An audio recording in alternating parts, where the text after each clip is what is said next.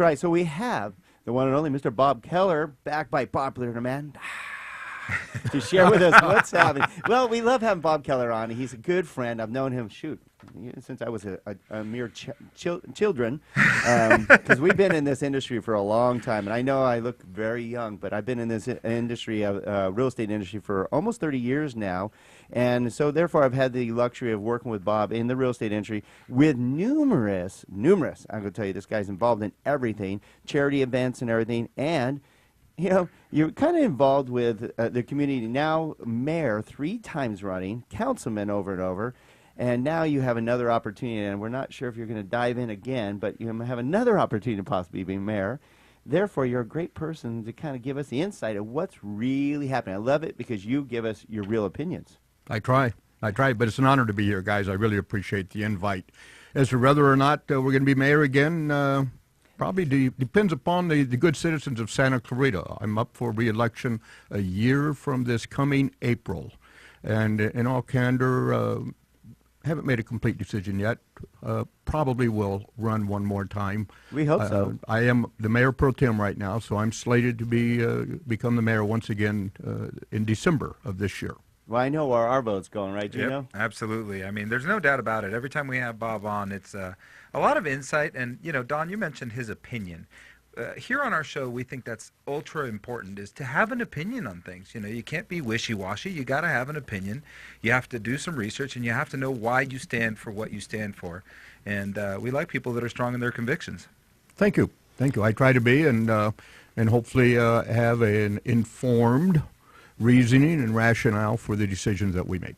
Well, and because you do, I know it makes me do my homework on what's going on around the community, and especially on one of our first topics we have to talk about, because it's the hot seat right now. I hear about it all the time. I even got stuff mailed to me, and I did my homework on this little topic called the deep well injection that's going to cause earthquakes and put sewage in our and below us and all that crazy stuff. But I did some homework on it, and I'm glad I did. And I know you can give us some insight on that, because I think it's actually a good thing for us.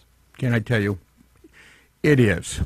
And we could talk for a long time on this issue, but I'd like to just make a couple of comments about the background. And I think it's important for all of our citizens to have an understanding. By the way, this is not a city of Santa Clarita circumstance.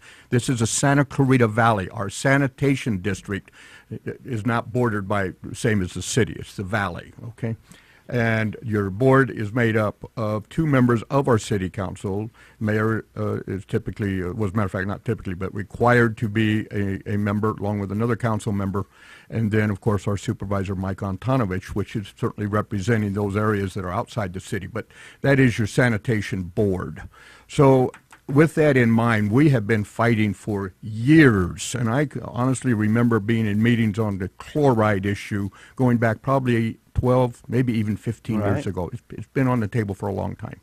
And if people have been taking the time to stay informed and understand the dynamics of this matter, we have been required by the state of California through the Regional Water Quality Control Board to lower our salt amount in our water that is discharged into the Santa Clara River to 100 milligrams per liter. We're required, and we fought it, and we fought it. But I'm just telling you, we lost, and we're being held to that standard. So then it became an issue of, all right, how do we accomplish this at the least cost to our ratepayers?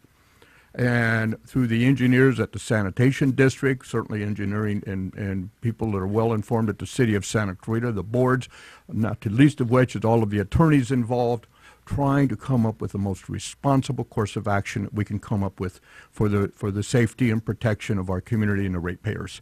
And ultimately, the system that was brought forward did provide for deep well injection, which is approximately well over a mile, somewhere between a mile, 2 miles deep. And in the bedrock. And it's in the bedrock, but there is a geologic structuring down there that provides the ability to be able to put the brine, which is nothing more than a salt solution. That's all it is. It's not sewer water. Sewer water. I love that when they say, oh, it's our sewer water going below us. Yeah. It's only the brine, it's only the chloride, and it's injected very, very deep in the earth. And this has half of this salt that just our sea has. That's right. Okay.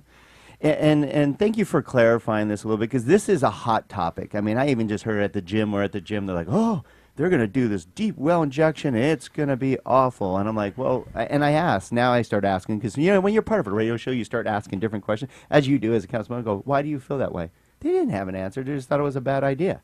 But Well, once you do the research, I'm like, wow, this is actually a great idea. There's 45,000 of these all through California. Am I right? That's approximately right. 45,000 plus deep well And they injection. don't have any issues with any of them. None. Here's the thing, it's funny you bring that up because, a lot of times you'll have people jump on the bandwagon because we make fun of the media all the time, even though we're part of the media. We make fun of the media all the time because they take small things and sensationalize them because ultimately they need to sell news.